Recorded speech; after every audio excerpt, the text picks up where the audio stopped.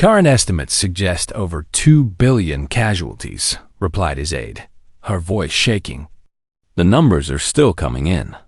2 billion. The number was too large to comprehend. It represented more people than had lived on Earth for most of human history. And they had died in less than 3 days. Kane closed his eyes. He thought of his daughter, who lived on Kepler 7 with her husband and their young son. He thought of the messages she used to send him, full of pictures and stories and the simple joys of life on a new world. He would never receive another message from her again. When he opened his eyes, something had changed in them. The grief was still there, but it had been joined by something else. Something cold and hard and patient. "What are our options?" he asked. "We have 43 ships in the Sol system," his aide replied. "The blockade fleet numbers over 200. We cannot break through. Then we don't try to break through. Not today." Kane turned to address the Parliament. "We survive. We rebuild. And when the time is right, we make them pay for every life they took." At Nexus Prime, Ambassador Elena Vasquez was brought before the High Council for judgment. The trial lasted less than an hour. The evidence against humanity was presented. Elena was not allowed to speak in her defense. The verdict was decided before the proceedings began. She was found guilty of conspiracy to commit genocide. The sentence was death. They executed her in the Great Hall in front of representatives from all 42 species. Sylveth watched with satisfaction as the life left her eyes. One more human removed from the galaxy. Billions more to contain. When it was over, he addressed the council. "The human threat has been neutralized," he announced. "Their colonies are destroyed. Their fleet is broken. Their homeworld is blockaded. They will trouble us no more." The council accepted his words without question. The crisis was over. The galaxy was safe. They could return to their normal business and forget about the unfortunate species that had risen so quickly and fallen even faster. None of them noticed the Melody representative leaving the chamber. None of them saw the message he sent to a hidden receiver on Earth. None of them suspected that their crimes had been witnessed and recorded. And none of them imagined that Earth was not broken. Not truly. They had wounded humanity. They had killed billions of innocent people. They had destroyed everything humans had built among the stars.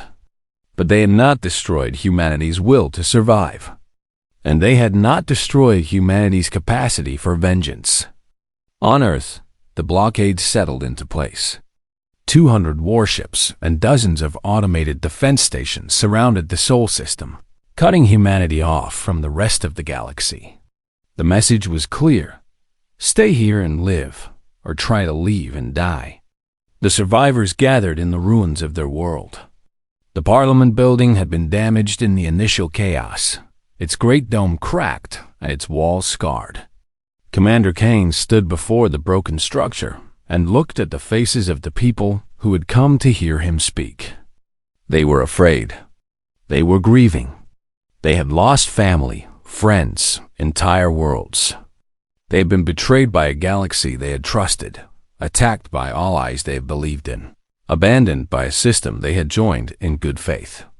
Kane understood their pain. He felt it himself, a burning wound in his chest that would never fully heal. But he also understood something else, something that the Concord had failed to consider. Humanity had faced extinction before.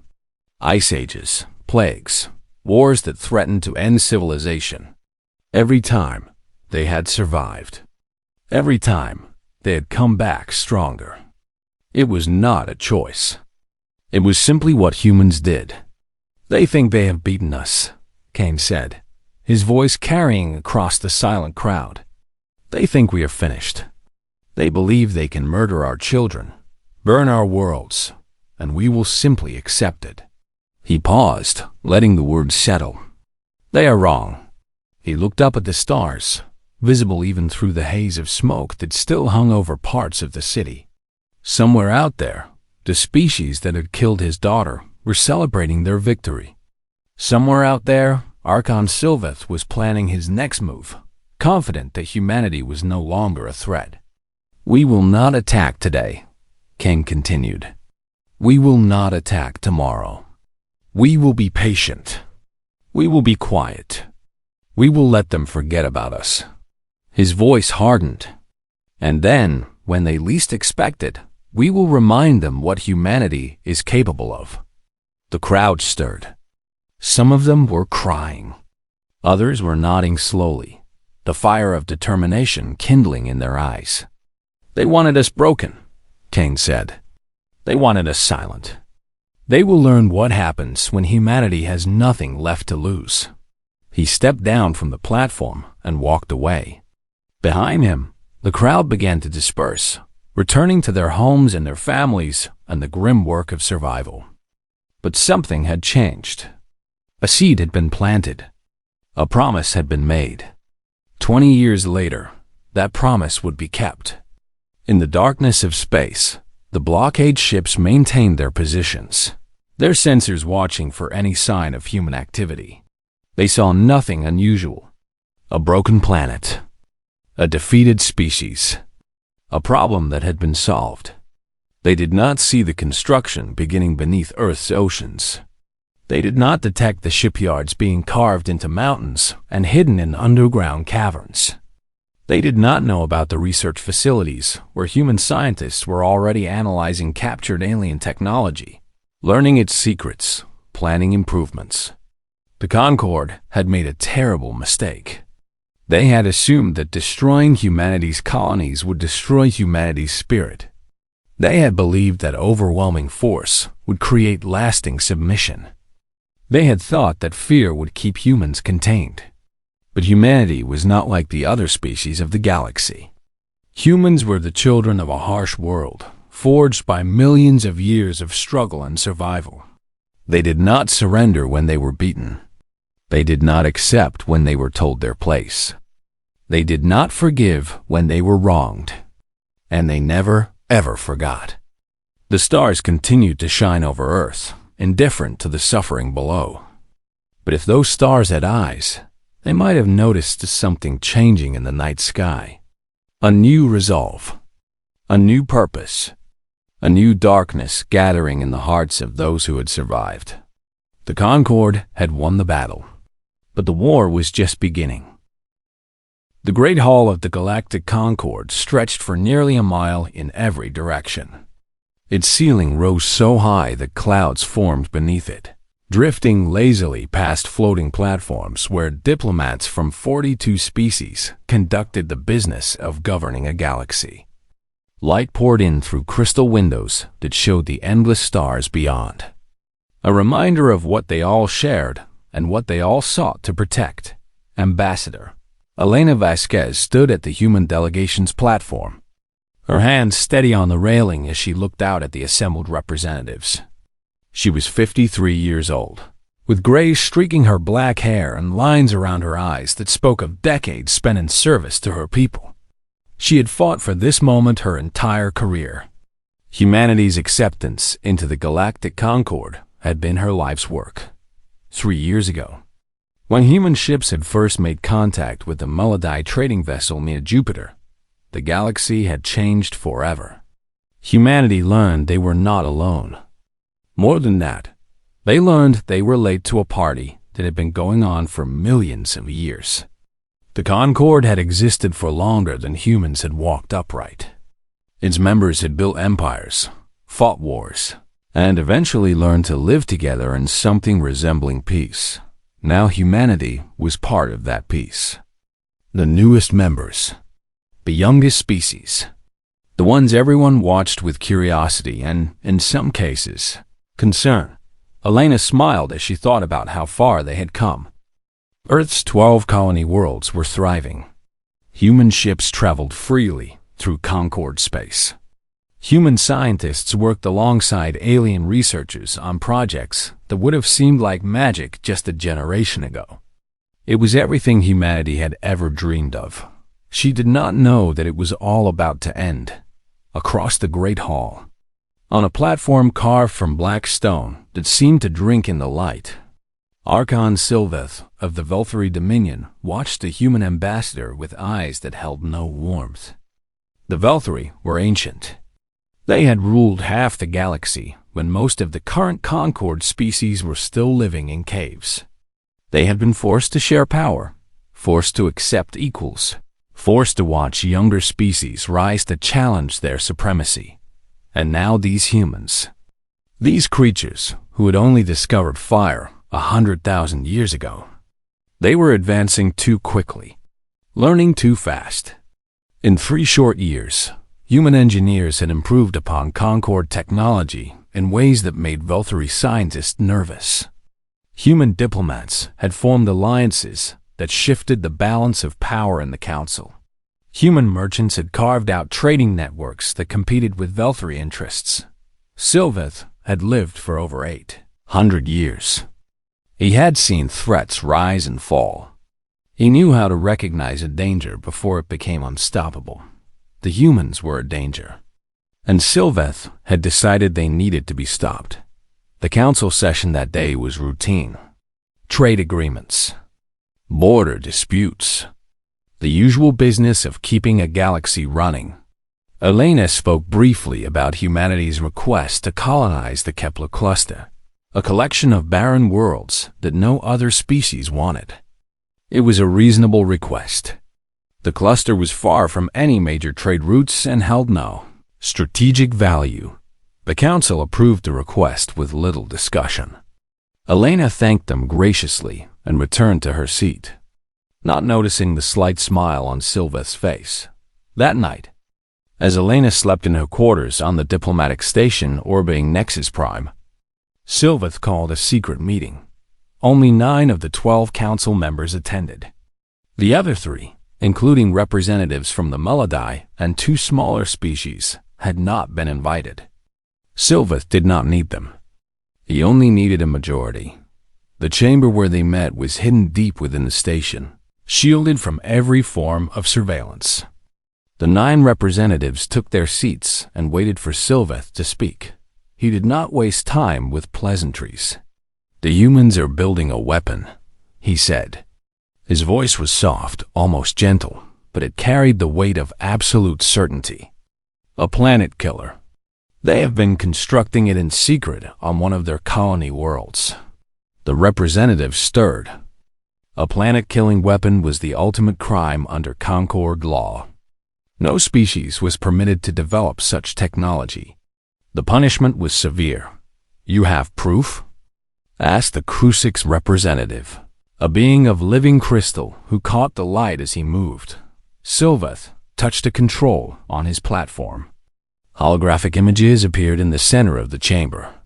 Technical readouts, sensor data, communications intercepts.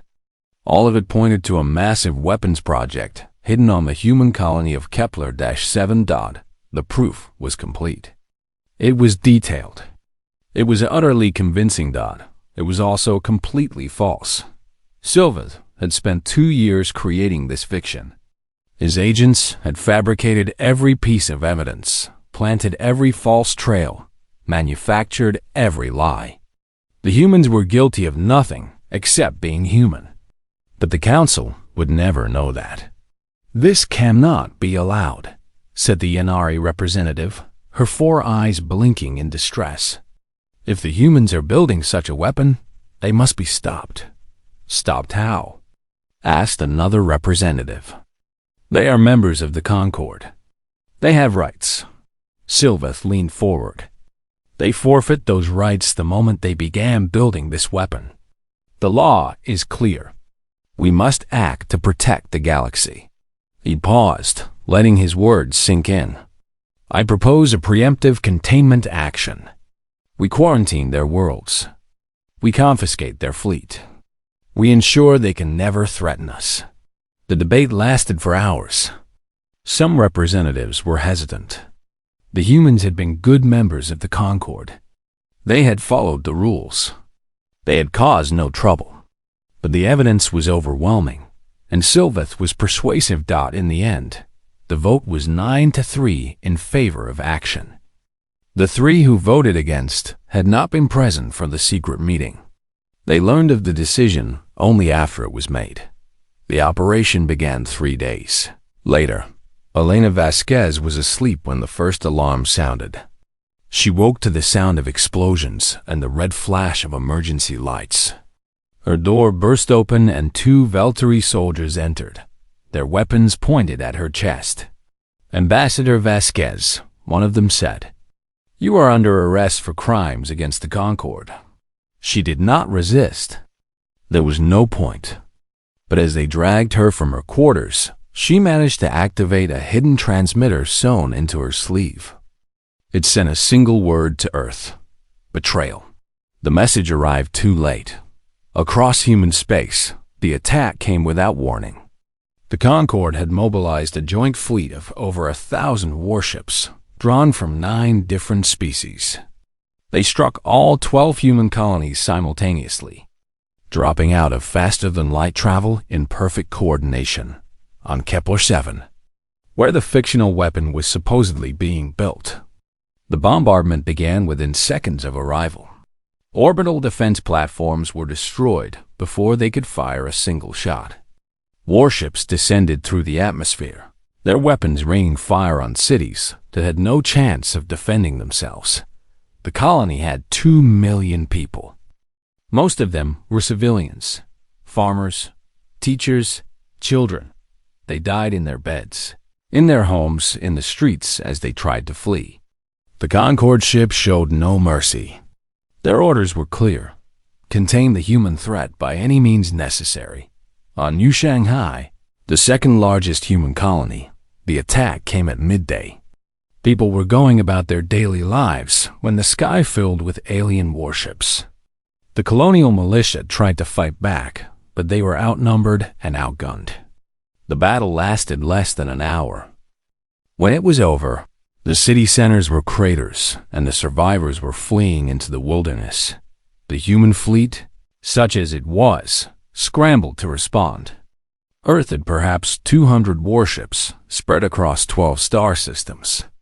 They were new ships, built with Concord technology, crewed by people who had never expected to fight a real war. They faced a force 5 times their size, commanded by admirals with centuries of experience. The battles were not battles. They were massacres dotted the colony of Horizon. Captain James Wright led a desperate defense with 6 frigates against 80 enemy warships. He managed to destroy 3 of them before his ship was torn apart. His last transmission was picked up by a civilian freighter hiding in an asteroid field. "Tell Earth we did not surrender. Tell them we fought." The freighter escaped into faster-than-light travel.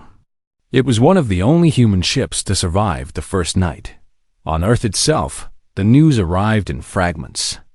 Distress calls, broken transmissions, reports of destruction so vast that they seemed impossible to believe. The United Earth Parliament convened an emergency session, but there was nothing they could do. The nearest colony was 4 days away at maximum speed. By the time any help could arrive, it would all be over. Supreme Commander Marcus Kane stood in the Parliament chamber and listened to the reports. He was 60 years old, a veteran of the resource wars that had nearly destroyed Earth a century earlier. He had seen death. He had seen destruction, but he had never seen anything like this. "How many?" he asked quietly. "We are not soldiers," he continued. "We are instruments of consequence. The galaxy decided that human lives have no value. They killed our families. They burned our worlds. They thought we would accept it." He stopped and stared at the recruits with eyes that held no mercy. "We are going to teach them how wrong they were." The recruits did not cheer. They did not shout or pump their fists. They simply nodded, their faces hard, their eyes cold. They understood. They had grown up understanding. Revenge was not a passion for them. It was a duty. Intelligence operations began in the 10th year. The blockade, made it impossible to send ships out of the Sol system. But it was not impossible to send people. Human agents were modified genetically, their features altered, their biology adjusted to mimic other species closely enough to pass casual inspection. It was dangerous work. If they were discovered, they would be executed immediately. 17 agents were sent out in the first wave. Only 9 survived their missions. But those 9 brought back information that was worth more than any number of lives. They mapped Concord defenses. They identified the locations of major military installations. They recorded patrol routes and response times and emergency protocols. They found the weak points in the galaxy's armor, the gaps that humanity would exploit when the time came. They also found something unexpected. The Melody representative who had witnessed Elena Vasquez's execution had not forgotten what he had seen. He had been gathering evidence of Silva's conspiracy for years, documenting the lies that had led to the betrayal. He found the human agent who approached him and gave them everything he had. The agent brought the evidence back to Earth. Kane reviewed it personally, reading through thousands of pages of communications, recordings, and documents. The proof was undeniable. The attack on humanity had been based entirely on lies. There had been no weapon. There had been no threat. Just an ancient species that feared competition and decided to eliminate it before it became too powerful. Kane did not release the evidence. Not yet. The galaxy was not ready to hear the truth. But when the time came, when humanity emerged from the shadows and began its campaign of retribution, the truth would be part of the attack. Every species in the Concord would learn what had really happened. They would know that their government had committed genocide based on lies. And they would know that humanity had come for justice. The years passed slowly. Each day brought new challenges, new problems to solve, new obstacles to overcome. But humanity never wavered. They could not afford to waver. The memory of the dead would not allow it. Kane grew older. His health deteriorated. Doctors told him he would not live to see the end of the project.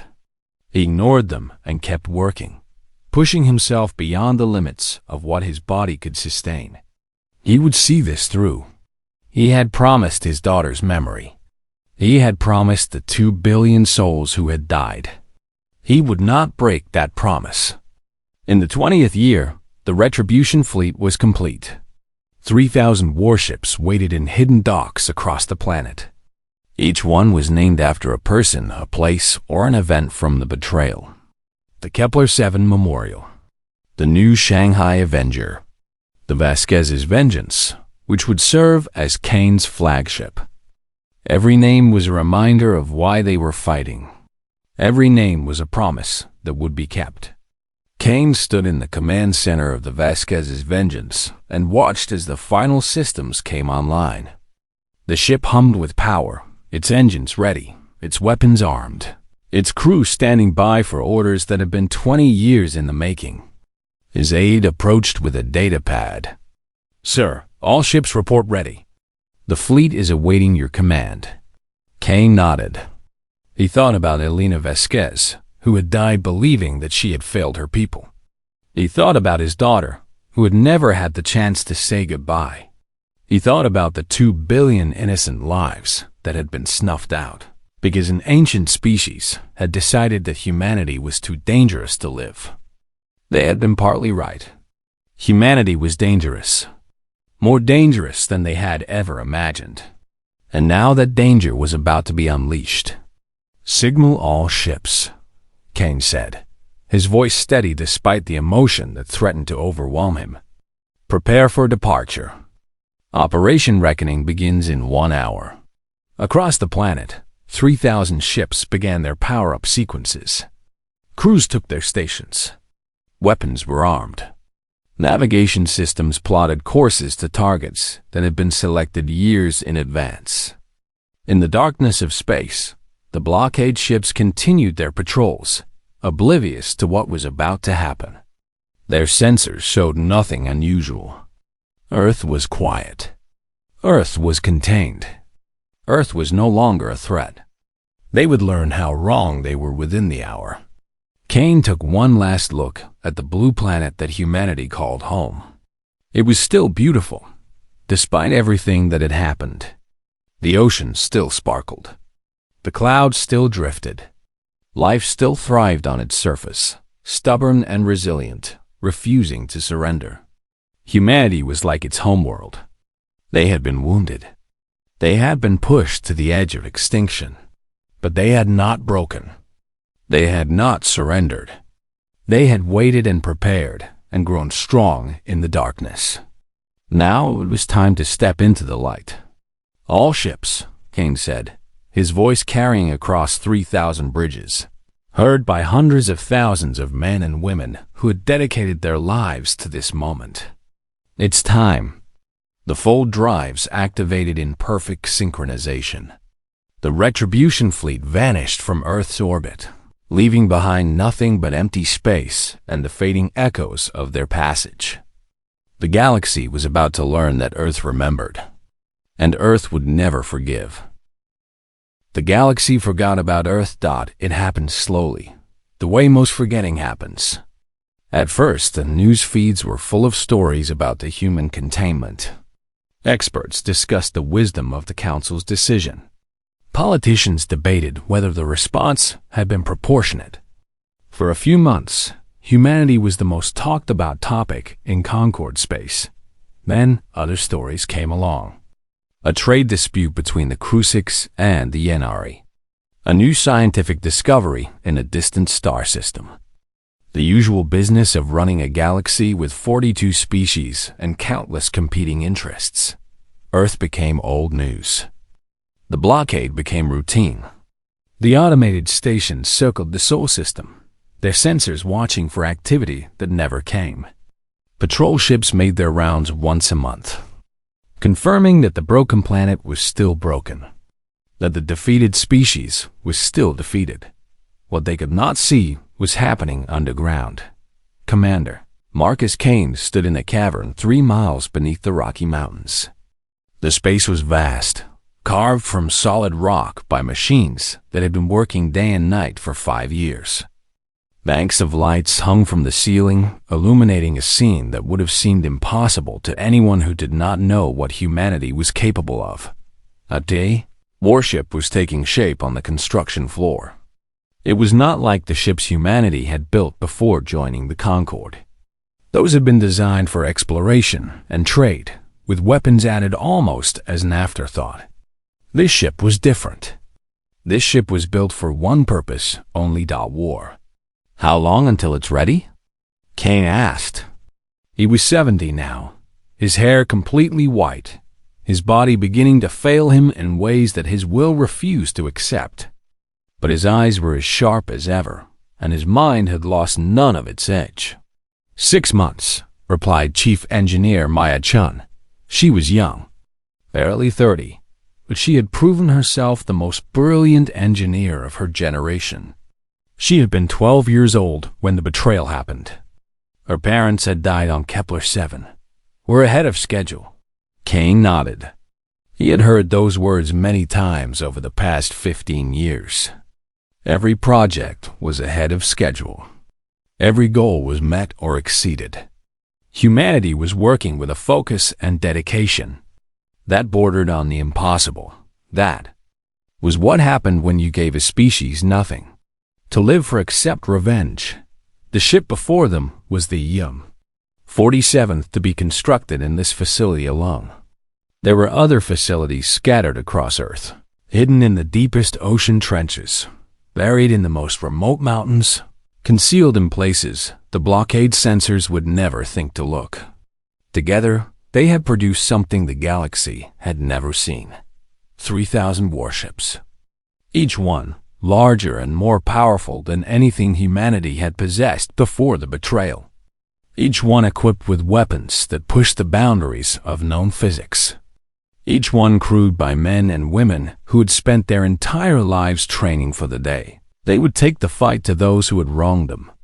Kane walked the length of the construction floor. watching workers weld hull plates and install weapon systems.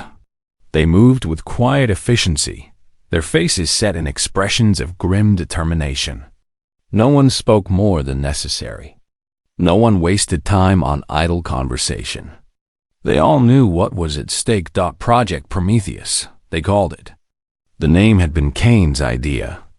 In the old myths, Prometheus had been the titan who stole fire from the gods and gave it to humanity. He had been punished for his gift, chained to a rock where an eagle ate his liver every day for eternity. The gods had thought they had won. They had thought Prometheus was defeated. But the fire he had given humanity could never be taken back. Now humanity would return the favor. They would bring fire to the gods who had tried to destroy them. And this time, the gods would be the ones who burned. The research facilities were located even deeper underground, in bunkers that had been designed to survive nuclear war. Dr. Sarah Okonkwo led the teams that worked there. Brilliant minds from every scientific discipline working together on projects that would have seemed like science fiction a generation earlier. The most important project was the Fold Drive. The Concorde used faster than light travel based on technology that was millions of years old. It worked by creating a tunnel through space, allowing ships to travel vast distances in relatively short times. But it had limitations. It was slow to charge. It left distinctive energy signatures that could be tracked. It required enormous amounts of power. Human scientists had studied the alien technology carefully. They had taken it apart, learned its secrets, and then asked a simple question: how can we make it better? The answer had taken 10 years to develop. The Fold Drive was faster than any Concorde FTL system. It charged in minutes instead of hours. It left almost no energy signature, making ships that used it nearly invisible to standard sensors. And it was more accurate, allowing ships to emerge from faster-than-light travel exactly where they wanted to be, not just in the general area. When the time came, humanity's fleet would appear out of nowhere. They would strike before the enemy even knew they were there, and they would vanish before any response could be organized. Dr. Okonkwo showed Cain the latest test results. A probe equipped with the Fold Drive had traveled to the edge of the Sol system and back in less than an hour. A journey that would have taken Concorde ships most of a day. The drive worked perfectly. How soon can we have them installed in the fleet? Cain asked. We're already doing it. The first 500 ships have been fitted. The rest will be complete within the year. Cain allowed himself a small smile. It was a rare expression on his face these days. There was not much to smile about when you spent your days planning the destruction of those who had murdered billions of your people. But this was good news. This meant they were one step closer to the day when Earth would no longer hide in the shadows. The weapons programs were equally advanced. The kinetic accelerators were massive railguns that could fire tungsten rods at nearly the speed of light. A single shot from one of these weapons carried more energy than a nuclear bomb. They could punch through any known armor, destroy any known shield, reduce any known warship to fragments in seconds. The EMP cascades were designed to disable rather than destroy. A single missile could release a wave of electromagnetic energy that would shut down every electronic system in a fleet. Ships caught in the blast would lose power, lose navigation, lose weapons. They would drift helplessly in space, waiting to be finished off or captured. And then there were the Hellfire torpedoes. These were the most devastating weapons humanity had ever created. Each torpedo carried an antimatter warhead wrapped in a stealth field that made it nearly impossible to detect. A single Hellfire could destroy a battleship. A volley of them could tear through an entire fleet. The scientists who developed these weapons did not sleep well at night. They knew what they were building. They understood the destruction they were making possible. But they also remembered the images from the colonies. The burning cities, the mass graves, the children who had died in their beds because the galaxy had decided humanity was a threat. Those memories made the work easier. The soldiers were training in facilities scattered across the planet.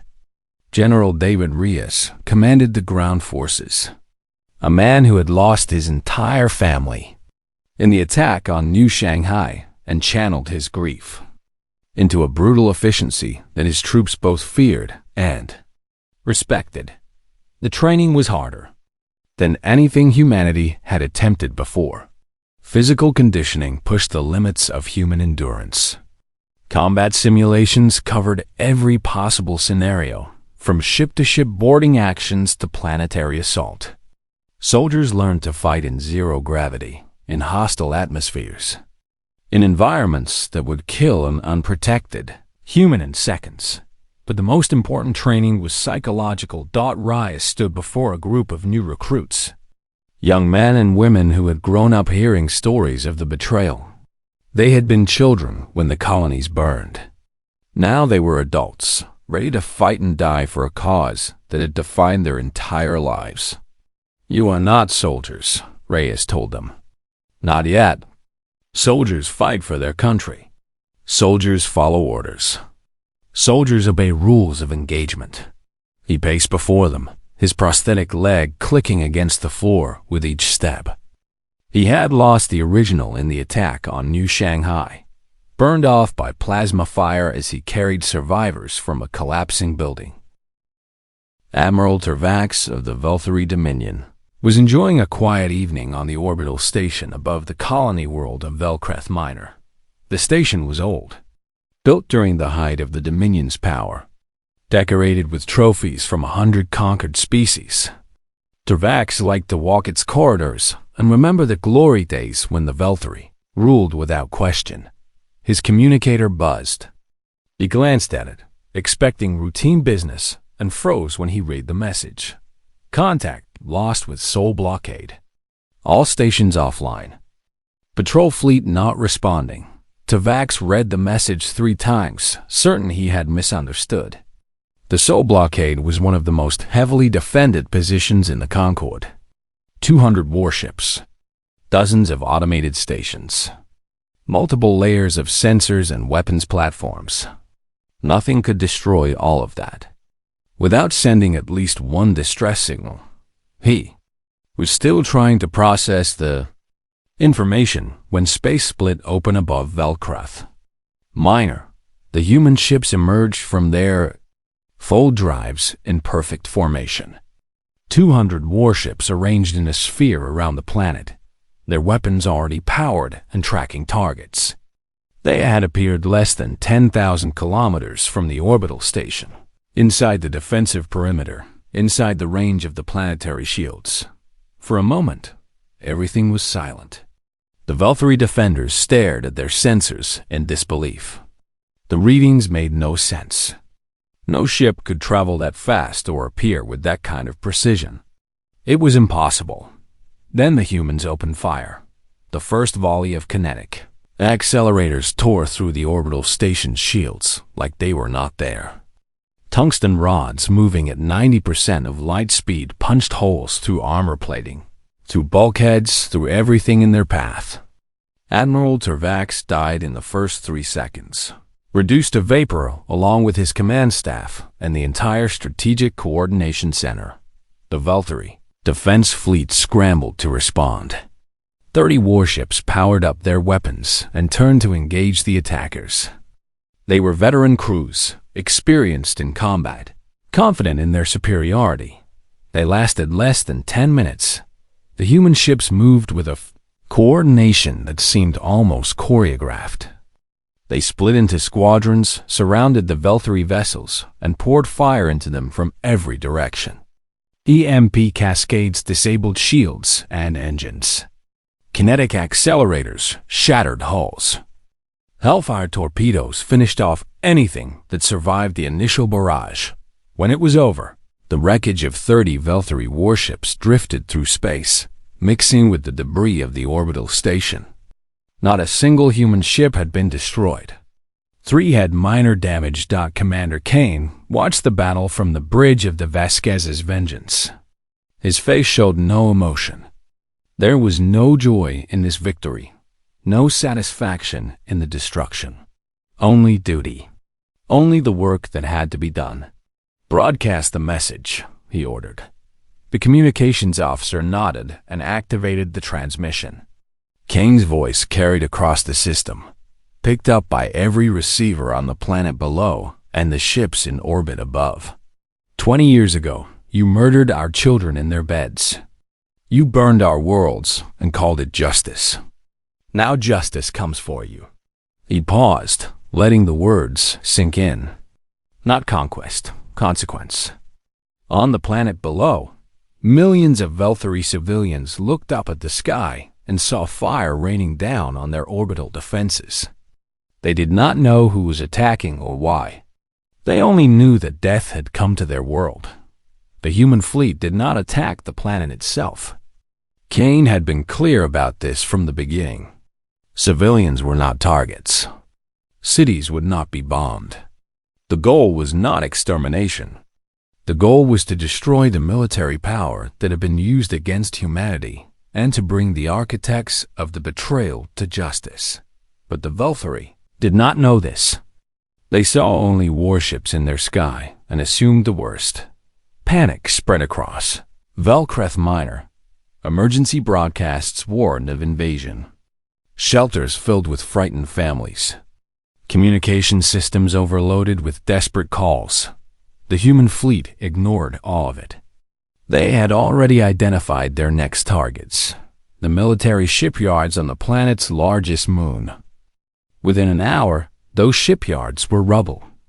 300 ships under construction, gone. Manufacturing facilities that had taken decades to build, destroyed in minutes. Then the fleet vanished, folding back into faster than light. Travel as suddenly as they had appeared. The attack on Velkreth Minor was only the beginning. Across 12 star systems, human ships emerged from their full drives and began their assault. 12 systems chosen for their significance. The same number as the human colonies that had been destroyed 20 years earlier. The Krusik shipyards at Theta Epsilon fell in the first wave. The Yenari Military Academy on their third moon was reduced to smoking craters. A joint Concord naval base that served as the headquarters for the blockade fleet found itself surrounded by human warships before anyone could sound an alarm. At each location, the pattern was the same. Human ships appeared without warning, inside defensive perimeters, already firing. Shields failed. Weapons platforms exploded. Command centers went dark. The attacks were surgical, precise, devastating. And everywhere, the same message played. 20 years ago, you murdered our children in their beds. You burned our worlds and called it justice. Now justice comes for you. Not conquest, consequence. The High Council received word of the attacks 3 hours after they began. By that time, 4 major military installations had been destroyed and over 100 Concord warships had been lost. Archon Sylveth stood in the council chamber, surrounded by panicked representatives from 9 species. His face was pale, his hands trembling slightly. For the first time in his 800 years of life, he felt something he had not experienced since he was a child. Fear. "How is this possible?" demanded the Krusik's representative. His crystal body flickered with agitation. The humans were contained. Their fleet was destroyed. They had nothing. "Obviously, we were wrong," replied the Yenari representative coldly. She had voted against the original attack on humanity and had warned for years that the blockade was not enough. No one had listened to her then. They were listening now. Sylveth stepped forward, forcing his voice to remain steady. "We must not panic. Yes, the humans have rebuilt some of their military capacity, but we still outnumber them. The combined Concord fleet is over 10,000 ships. They cannot have more than a few hundred." "A few hundred?" The Crew 6 representative's voice rose to a shriek. They just destroyed 4 military installations and killed thousands of our people with a few hundred ships. What happens when they bring more? They won't have the chance. We will gather the fleet and crush them before they can cause more damage. The debate continued for hours. Some representatives wanted immediate retaliation. Others argued for negotiation, for trying to find a peaceful solution. A few suggested surrendering the individuals responsible for the original betrayal in exchange for peace. Silva shot down that suggestion immediately. He knew that if the truth about his fabricated evidence came out, his own people would tear him apart. Better to fight and die than face that fate. In the end, the council authorized a full military response. Messages went out to every Concord world, calling up reserves, mobilizing fleets, preparing for war against an enemy they had thought defeated 20 years ago. They did not realize that this was exactly what Kane had expected them to do. The human attacks continued for 3 weeks. Small squadrons appeared throughout Concord space, striking targets and vanishing before response fleets could arrive. They destroyed supply depots, communications relays, sensor stations. They disrupted shipping lanes and cut off military bases from their support networks. Each attack made the Concord response more chaotic. Admirals sent fleets chasing shadows, only to find that the humans had already moved on. Intelligence services struggled to predict the next target, but the human strategy seemed random, unpredictable, impossible to counter. It was not random at all. Kane was playing a very specific game. He was forcing the Concord to spread its forces thin, to react instead of plan, to exhaust itself chasing an enemy it could not catch. While the galaxy's attention focused on the hit-and-run attacks, the main body of the human fleet was preparing for the real campaign. Captain Yara Chen led one of the strike squadrons that had been terrorizing Concord space. She was 32 years old, scarred from battles that had begun in her 20s. Driven by memories that had haunted her since childhood. She had been 4 years old when the Concord attacked Kepler 7. Her mother had thrown her into an escape pod seconds before the house collapsed. Yara had floated in space for 6 hours before a rescue ship found her, watching through the pod's tiny window as her world burned. Now she was one of the most feared commanders in the human fleet. Her squadron had destroyed more Valkyrie ships than any other unit. Her name had become a curse word in 3 languages. Her current target was a Valkyrie supply convoy carrying weapons and ammunition to the front lines. 20 transport ships, escorted by 10 warships. A significant target, but not impossible. Chun's squadron emerged from their full drives directly in the convoy's path. The Valkyrie escorts tried to form a defensive formation, but they were too slow. Human ships cut through them like wolves through sheep. The battle lasted 12 minutes. When it was over, all 10 escort ships were debris, and the transports were surrendering. Chun boarded the largest transport personally, leading a squad of Marines through its corridors. The Valkyrie crew offered no resistance. They had heard stories about what happened to those who fought the humans. Surrender was the only logical choice. In the ship's cargo hold, Chun found enough weapons to equip an army. Missiles, railgun ammunition, plasma charges, explosives. All of it had been bound for the forces gathering to defend Valkyrie space. "Transfer everything to our ships," she ordered. "Then set the transports adrift. No need to waste ammunition on empty hulls." One of her Marines approached, a young man named Torres, who had lost his parents on New Shanghai. "Sir, we've intercepted a communication from the convoy commander." He was sending a message to Archon Silveth himself. Chun's eyes narrowed. "What kind of message?" "A warning, sir. The Archon is gathering a fleet at Nexus Prime, over 2,000 ships. They're planning a counterattack on Earth." Chun considered this information. A strike on Earth had always been expected. The Concorde would eventually try to finish what they had started 20 years ago. But 2,000 ships was a significant force. "Transmit the intelligence to command," she ordered. "Kane needs to know about this." The message reached Kane within the hour. He read it carefully, then consulted with his admirals and generals. The news was concerning but not unexpected. The Concorde was following exactly the script he had predicted. "They think they can end this with one decisive blow," said Admiral Way, Kane's second in command. "Destroy Earth, destroy the fleet, end the human threat once and for all." "That's what they believe," Kane agreed. "And we're going to let them believe it, until we're ready to show them how wrong they are."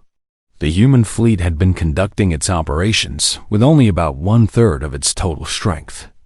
2,000 ships remained in reserve, hidden in various locations throughout human-controlled space.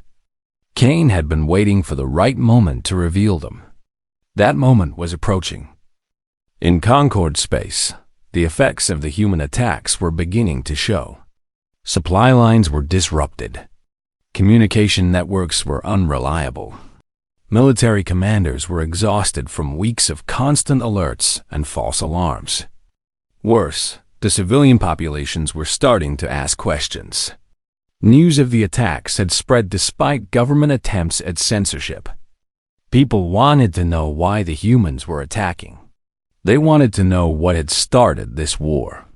The official story, that humanity had been developing a planet-killing weapon, was being questioned by journalists and historians who found the evidence unconvincing. Then the truth began to leak. The Melody representative who had given evidence to the human agents had not stopped working. He had been quietly distributing copies of his documentation to trusted colleagues, building a network of insiders who knew what had really happened. When the war began, they started releasing the information. The first leaks were small. A document here, a recording there. But they accumulated, building a picture that was impossible to ignore. The attack on humanity had been based on lies.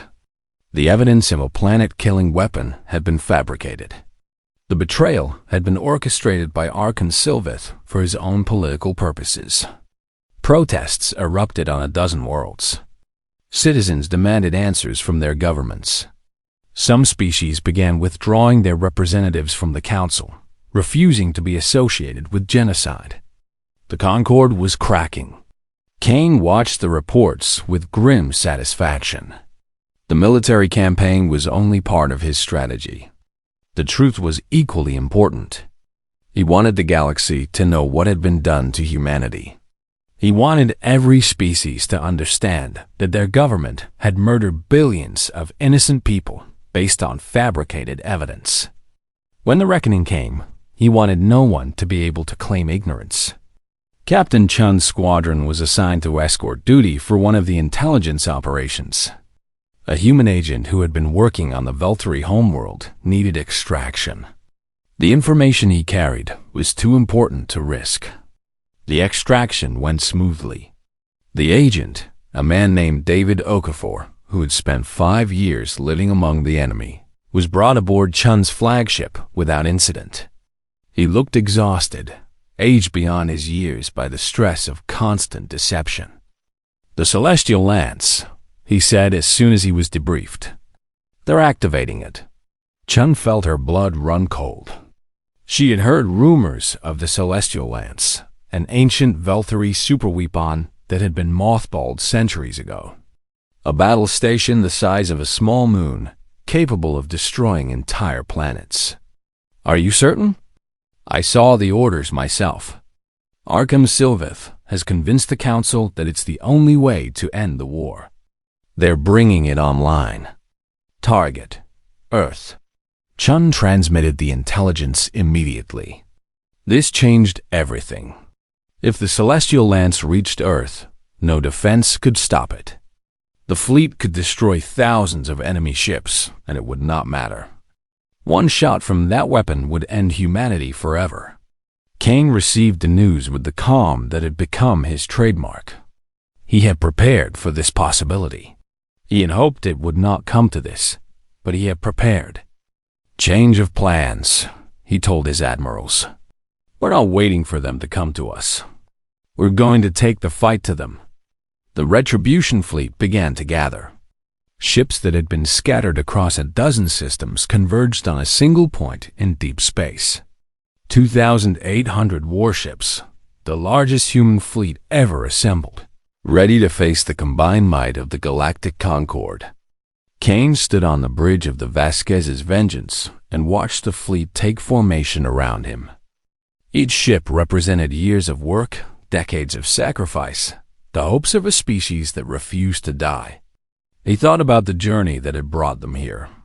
The betrayal, the silence, the building, the waiting, and now, finally, the reckoning.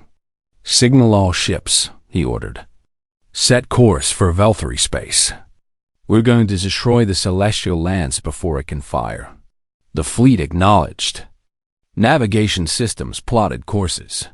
Full drives charged. And then, in a burst of energy that lit up sensors across half the galaxy, the human fleet vanished into faster-than-light travel. The stars had begun to scream, and they would not stop until the Concord learned the true cost of betrayal. The celestial lance hung in the void like a monument to destruction. It was old, so old that the species who had built it had gone extinct before most of the current Concord members had achieved spaceflight. The Velthury had found it drifting in deep space, claimed it as their own, and used it to forge their empire. For 300 years, its shadow had kept the galaxy in line. Then the Concord had formed, and the weapon had been decommissioned. Too dangerous, the Council had decided. Too powerful for any one species to control. The lance had been placed in a decaying orbit around a dead star, maintained by a skeleton crew, waiting for a day that everyone hoped would never come. That day had come. Archon Sylveth stood on the command platform of the ancient station, surrounded by his most loyal officers. The Lance's systems were humming with power for the first time in centuries. Technicians worked frantically to restore weapons that had not been fired in living memory. "How long until the primary weapon is operational?" Sylveth demanded. 6 hours, Archon. The charging systems are functioning, but the targeting arrays need calibration. 6 hours. Sylveth nodded impatiently. The human fleet had been detected approaching Velthury space at impossible speeds. They would arrive within the day. He needed the lance operational before then. If he could destroy Earth, the war would end. The humans would have nothing left to fight for.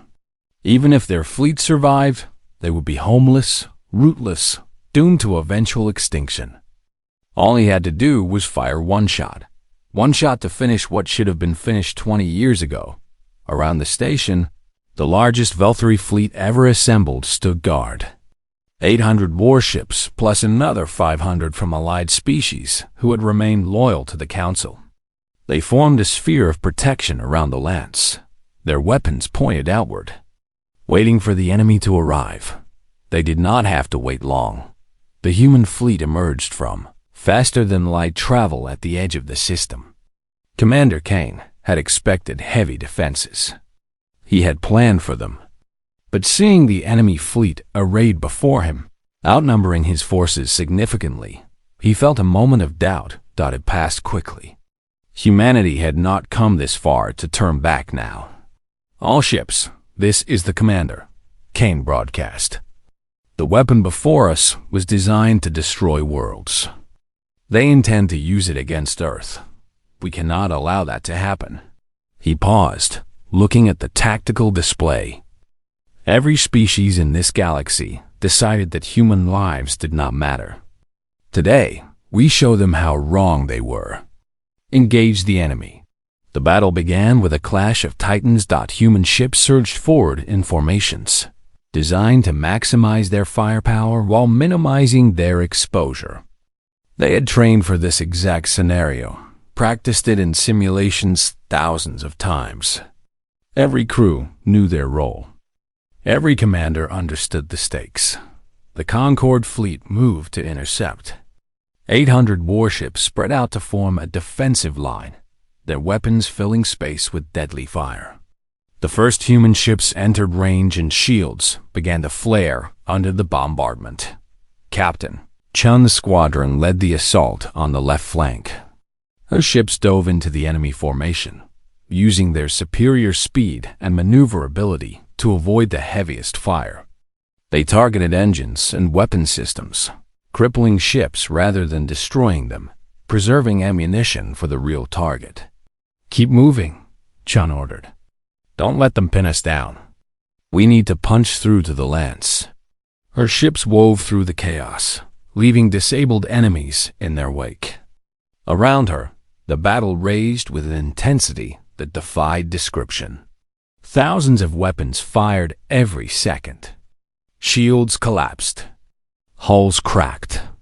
Ships died in bursts of fire and debris. The human fleet was taking losses. Kang watched the casualty reports scroll across his display with a heavy heart. Each destroyed ship represented hundreds of lives. Each name on the list was a person he had known, had trained, had promised to lead to victory. But the Concorde fleet was suffering worse.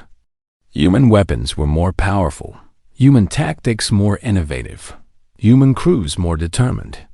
For every human ship lost, 3 enemy vessels were destroyed or disabled. Slowly, inexorably. The human fleet pushed forward. Archon Sylveth watched the battle from the command platform of the Celestial Lance. His confidence was fading with every passing minute. The human ships fought with a ferocity he had never seen. They did not retreat when they were damaged. They did not surrender when they were surrounded. They kept fighting until their ships were nothing but wreckage. "Archon, the primary weapon is ready," reported one of his technicians. Sylveth turned to the firing controls. The targeting system showed Earth billions of kilometers away, a blue dot on the screen. One press of a button and that dot would become fire and ash. "Target confirmed," he said. "Prepare to fire." But before he could give the order, alarms began screaming throughout the station. "Intruder alert! Hull breach on Deck 7. Unknown contacts in the maintenance corridors."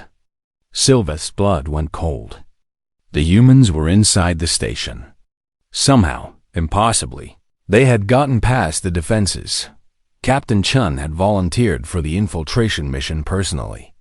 While the fleet engaged the enemy, a small team of stealth ships had slipped through the chaos and docked with the Lance using maintenance ports that intelligence reports had identified months earlier. Now, Chun led 20 Marines through corridors that had not seen combat in centuries. The station's internal defenses were old and poorly maintained. The crew was focused on the battle outside. No one expected an attack from within. "Keep moving," Chun ordered. "The core is 3 decks down." They encountered their first resistance at a junction point. A squad of Velthari soldiers, hastily assembled, opened fire as soon as the humans appeared. The firefight was brief and brutal. 4 humans fell. All of the Velthari died. Chun stepped over the bodies without pause. They were running out of time. If Sylveth managed to fire the Lance before they reached the core, Earth would be destroyed, and everything they had fought for would be lost. The team pushed deeper into the station. More Velthari tried to stop them. More Velthari died. Chum took a plasma burn to her left arm that scorched through her armor and blistered the skin beneath. She ignored the pain and kept moving. Finally, they reached the core. The room was enormous, filled with ancient machinery that pulsed with barely contained energy. The weapons charging systems lined the walls, glowing with a blue-white light that hurt to look at. At the center, a control console displayed the targeting coordinates. Sylveth was there. The Archon stood before the console, his hand hovering over the firing control. Around him stood his personal guard, the elite soldiers who had protected him for centuries. They raised their weapons as the humans entered. "Stop right there," Sylveth commanded. His voice was calm despite the chaos. One more step and I fire. Your planet dies. Chun halted. Her marines spread out behind her, weapons ready, waiting for her order. You can't stop what's coming, Sylveth continued. Even if you kill me, even if you destroy this station, humanity is finished. The galaxy will never accept you. You will always be the enemy. Chun looked at the ancient creature who had orchestrated the murder of billions. He was taller than her, older than her civilization, confident in his superiority. He believed every word he was saying. She smiled. It was not a pleasant expression. You're right, she said. The galaxy will never accept us. We don't need them to. She raised her voice, knowing that the station's internal communications would carry her words. But they will know the truth about what you did. A holographic display flickered to life above the control console. The evidence that the Melody representative had gathered, the proof of Sylveth's fabricated conspiracy, began playing for everyone on the station to see. Communications intercepts. Falsified reports. Orders to manufacture evidence. Recordings of Sylveth himself, boasting to his allies about how easily he had manipulated the Council into authorizing genocide. The Velthury guards watched with growing horror. They had been told they were defending their civilization against a genuine threat. They had believed that humanity had been planning to destroy them. Now they were learning that it had all been lies. This is what your Archon built, Chun said. This is what your Honorable Council approved. Remember this. One of the guards lowered his weapon. Then another. Then 3 more. Their loyalty had limits, and those limits had just been reached. Sylveth saw his support crumbling. He lunged for the firing control, determined to complete his mission, even if it cost him everything.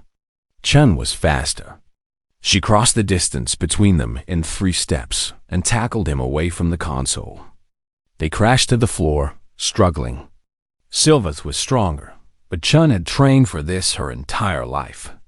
She pinned his arm behind his back and pressed her weapon to his head. My daughter was on Kepler 7, she said, her voice barely above a whisper. She was 4 years old. Her name was Sarah. She liked to draw pictures of the stars. Sylveth went still. For the first time, something like fear flickered in his ancient eyes. Chun wanted to pull the trigger. Every fiber of her being screamed for her to end this creature who had caused so much suffering. But Kane had been clear. Sylveth was to be taken alive. He would face justice. Real justice, not execution in a hallway. She lowered her weapon and signaled her marines to secure the prisoner. Torres, disable the weapon. Everyone else, secure the room. We're holding this position until the fleet arrives. Outside, the battle was reaching its climax.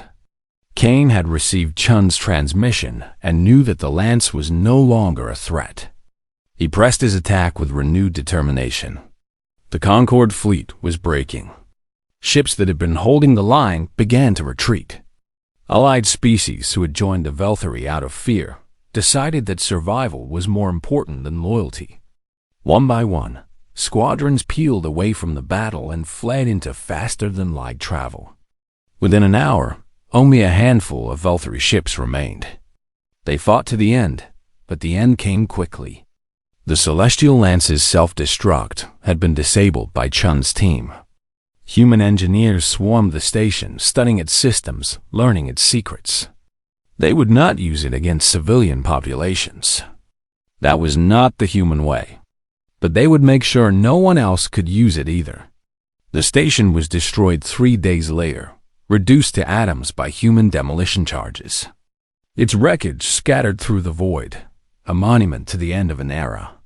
Archon Sylveth was transported to the Vasquez's vengeance in chains. He did not speak during the journey. He did not respond when Kane came to his cell. He simply stared at the wall, his ancient mind struggling to accept that his plans had failed. Kane did not waste time on speeches. There would be time for that later, when Sylveth stood trial before the galaxy. For now, there was still work to be done. The Concorde was collapsing. News of the Lance's destruction spread throughout the galaxy within hours.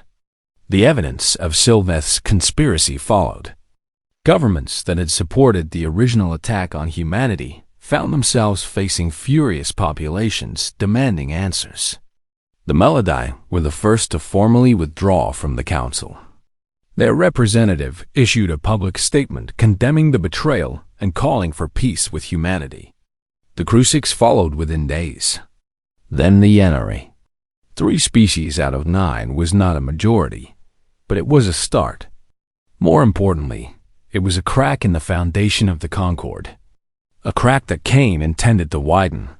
He offered the defecting species terms: reparations for the damage caused during the war, extradition of war criminals, and formal recognition of their innocence in the original conspiracy. In exchange, humanity would not attack their worlds or their ships. The terms were harsh, but they were fair. The defecting species accepted. Those who remained loyal to the Council found themselves increasingly isolated. Their fleets were depleted. Their economies were strained. Their populations were restless. Every day brought new protests, new demands, new cracks in the system that had governed the galaxy for millions of years. Kane gave them one final chance. His message was broadcast to every world in the Concorde, played on every newsfeed, heard by billions of beings across 1,000 star systems. The war is over for those who choose peace.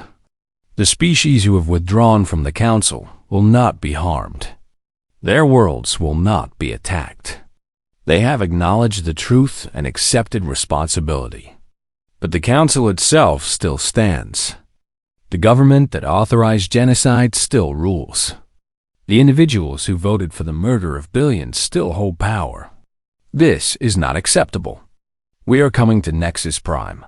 We are coming for the Council. Those who wish to live should surrender now. Those who wish to fight will find us ready. The message ended.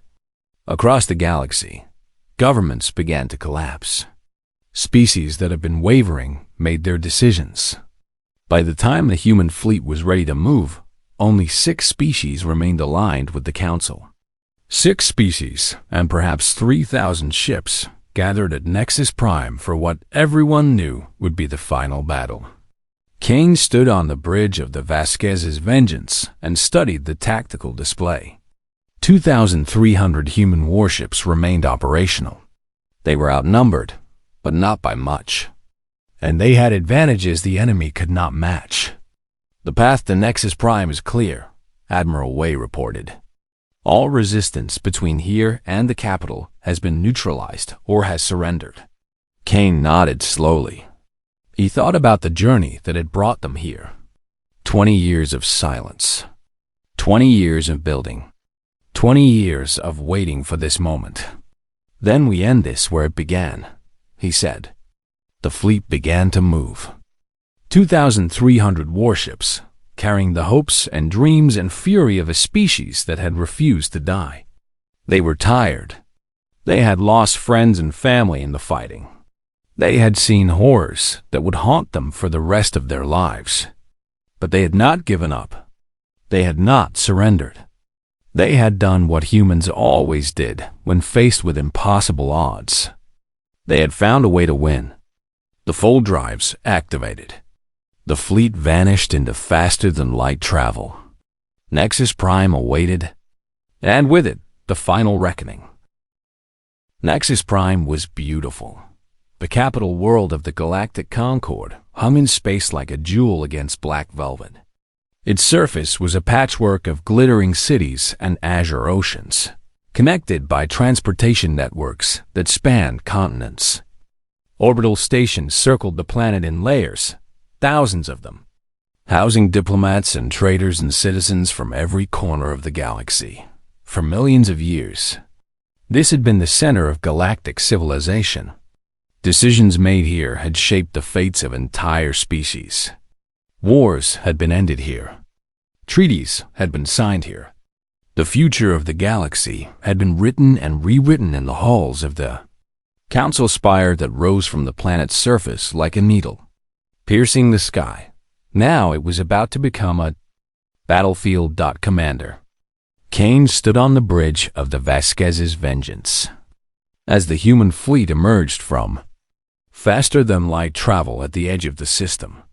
Around him, 2,300 warships took formation, their weapons powered, their crews ready for the final battle. The enemy was waiting for them. The Concorde's last fleet had gathered around Nexus Prime, 3,000 warships from 6 species, arranged in defensive formations around the planet. They had positioned themselves to protect the orbital stations and the cities below, betting that humanity would not fire on civilian targets. They were right, but that did not mean they were safe. Kane opened the channel to all ships, friendly and enemy alike. His voice carried across the system, heard by millions of beings who had gathered to witness the end of an era. I am Commander Marcus Kane of the Human Retribution Fleet. 20 years ago, your council voted to destroy my people based on lies fabricated by Archon Sylveth of the Velthari Dominion. You murdered 2.3 billion innocent men, women, and children. You burned our colonies. You executed our ambassador. You thought you had ended us. You were wrong. We have not come for conquest. We have not come for revenge. We have come for justice. Surrender the architects of the betrayal. Surrender those who voted for genocide. Face trial for your crimes. Do this and the war ends. Your worlds will not be harmed. Your people will not be punished for the actions of your leaders. Refuse, and you will face the consequences of your choices. Humanity did not start this war, but we will finish it. The message ended. Silence followed. On the council spire, the remaining representatives of the Concorde gathered for what they knew might be their final meeting. 6 species, 6 terrified governments. 6 groups of politicians who had wagered everything on defeating the humans and lost. The most senior among them was Lord Kethaner of the Osiran Dominion, a species of beings who resembled walking trees, their bark-like skin creased with age and worry. He had voted for the original attack on humanity, not because he believed in Sylveth's lies, but because he had feared the political consequences of opposing the VELTHARI. Now he faced the consequences of that cowardice. We should surrender, he said. The war is lost. Our fleets are depleted. Our allies have abandoned us. The humans are offering terms. The humans are offering humiliation, snarled Admiral Vortek, the Velthari military commander who had taken charge after Sylveth's capture. They want to parade us before the galaxy like criminals. They want to destroy everything the Concorde has built. The Concorde is already destroyed. We destroyed it ourselves 20 years ago, when we agreed to murder a species that had done nothing wrong. The debate continued, but it was clear that no consensus would be reached. The council had been paralyzed by fear and disagreement for weeks. They had lost the ability to make decisions. They could only react to events that had spiraled beyond their control. In the end, Admiral Vortek made the choice for them. The fleet will engage, he announced. We still have numerical superiority. We can still win this. He did not believe it. No one in the room believed it. But it was easier to fight than to admit defeat. It was easier to die in battle than to face the judgment of those they had wronged. The Concorde fleet moved to intercept the humans. Kane watched the enemy approach with a mixture of sadness and determination. He had hoped they would choose peace. He had known they probably would not. Fear and pride were powerful things, and the Concorde had too much of both. All ships, engage, he ordered. Protect the civilian stations. Target military vessels only. Let's finish this. The final battle of the war began with a thunder of weapons fire that lit up the darkness of space. Human Ships dove into the enemy formation with the precision and aggression that had become their trademark. Kinetic accelerators punched through shields and armor. EMP cascades disabled engines and weapon systems. Hellfire torpedoes found their targets with deadly accuracy. The Concorde fleet fought back with desperate courage. They knew they were outmatched, but they refused to surrender. Ships that lost their weapons tried to ram the humans. Crews that should have evacuated stayed at their posts and died with their vessels. Captain Chen led her squadron in a flanking maneuver that cut off a group of Valkyrie battleships from the main fleet. She had been fighting for weeks, barely sleeping, running on adrenaline and determination. Her ship bore the scars of a dozen engagements, its hull patched and repatched by engineers working around the clock. "Focus fire on the lead ship," she ordered. "Disable their engines. I want them adrift." The squadron complied, their weapons concentrating on a single target until its engines went dark and it began to drift. Then they moved to the next ship and the next and the next. Around the battlefield, the same pattern repeated. Human ships worked in coordinated teams, overwhelming enemy vessels one at a time, reducing the Concorde fleet piece by piece. But it was not without cost. The Vasquez's Vengeance took a direct hit to its port side that killed 30 crew members and crippled one of its weapon batteries. Kane barely noticed the impact. He was focused on the tactical display, watching the flow of battle, making decisions that would determine the fate of thousands. "Sir, we've lost the destroyer Chen Wei," reported his aide. 300 casualties." Kane nodded. He did not have time to mourn. There would be time for that later, assuming they survived. After 4 hours of fighting, the Concorde fleet was broken. Over 2,000 ships had been destroyed or disabled. The survivors were scattered, running for their lives, no longer fighting as a coherent force. Admiral Vortek's flagship was among the last to fall. He had stayed in the fight until the end, directing his forces even as his ship was torn apart around him. When his bridge finally collapsed, he was at his post, giving orders to ships that no longer existed. The orbital stations around Nexus Prime had been spared. Human ships had positioned themselves to draw fire away from civilian targets, taking hits they could have avoided in order to protect innocents who had no part in this war. Kane looked at the cost of that decision on his casualty reports and felt the weight of every name. The path to the Council Spire was clear. Ground forces began their descent through the atmosphere. Shuttles and dropships carried thousands of Marines toward the capital city. Their mission clear: secure the council chamber and capture any surviving officials who had voted for the betrayal. Captain Chen led the assault personally. She had been offered a rest rotation, had been told she had done enough, but she had refused. She needed to see this through. She needed to be there when the council faced the consequences of its actions. Her shuttle touched down in a plaza a quarter-mile from the spire. Around her, buildings that had stood for millions of years were intact, untouched by the fighting. The humans had been careful. They had targeted only military assets. The city itself was unharmed. "Move out," Chen ordered. "Keep formation. Watch for resistance." The Marines advanced through streets that were empty of civilians, but full of the debris of collapsed authority. Security checkpoints had been abandoned. Government vehicles sat where their drivers had left them. The mechanisms of power had simply stopped working. They reached the spire without firing a shot. The building's defenders had surrendered the moment the first human boots touched the ground. They had seen what had happened to the fleet. They had no desire to share that fate. Inside, the spire was a maze of corridors and chambers that had accumulated over millions of years. Chum's team navigated using maps that intelligence had provided, moving toward the council chamber at the heart of the structure. They found the surviving council members waiting for them. 6 beings sat at a table designed for 12. their faces showing varying degrees of fear and resignation. Lord Kethaner was among them, his bark-like skin pale and cracked.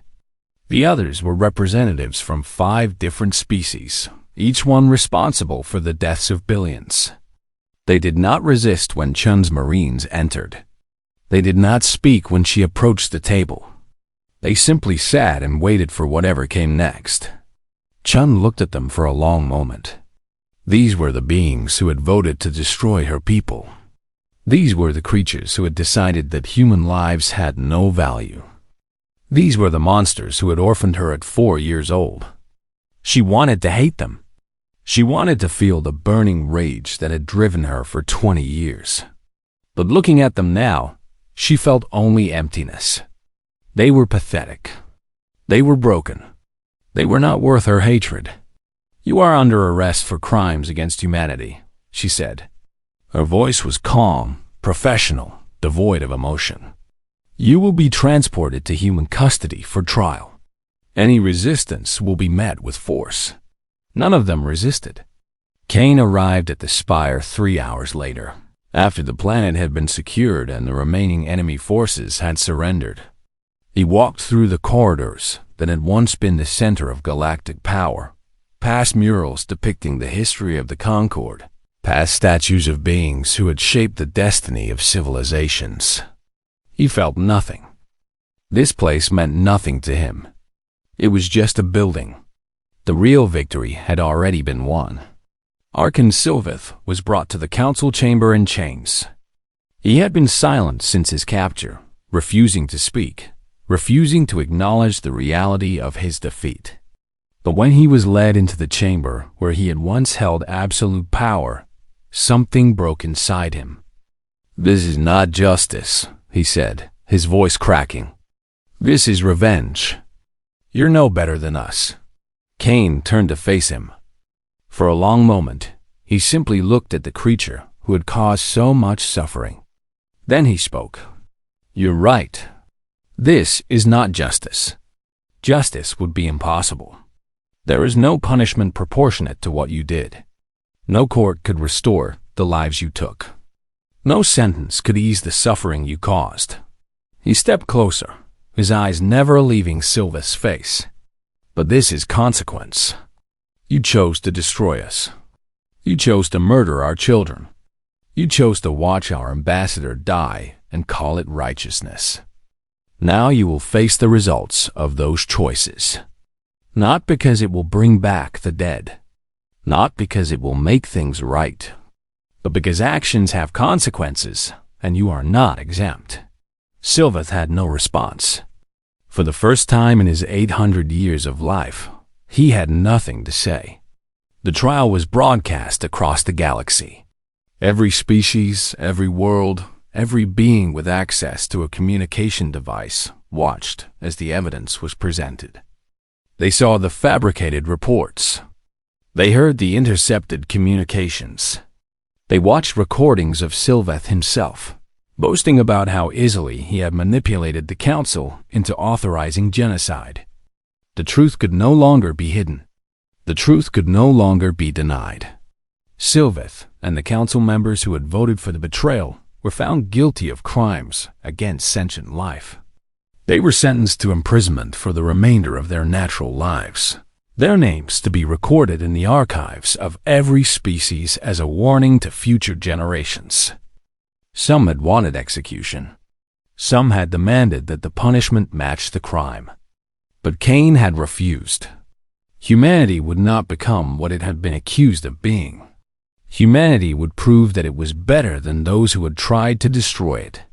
1 year later, a memorial was built on Earth. It stood in the place where the Parliament building had once been. A towering structure of white stone inscribed with the names of every human who had died in the betrayal. 2.3 billion names carved into walls that stretched for miles, each one a reminder of what had been lost and what had been fought for. Kane stood before the memorial, his hand resting on the stone. He was 81 years old now, his body finally giving out after decades of pushing beyond its limits. Doctors had told him he had months to live. He had accepted the news with the same calm he had accepted everything else. A child tugged at his sleeve.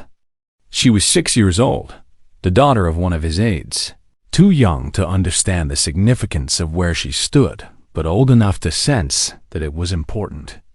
"Did we win, Grandpa?" she asked. Kane looked at her. He thought about his daughter, who had died on Kepler 7 when she was not much older than this child. He thought about the 2 billion other lives that had been cut short. He thought about the war and the suffering and the long years of silence that had preceded the reckoning. Had they won?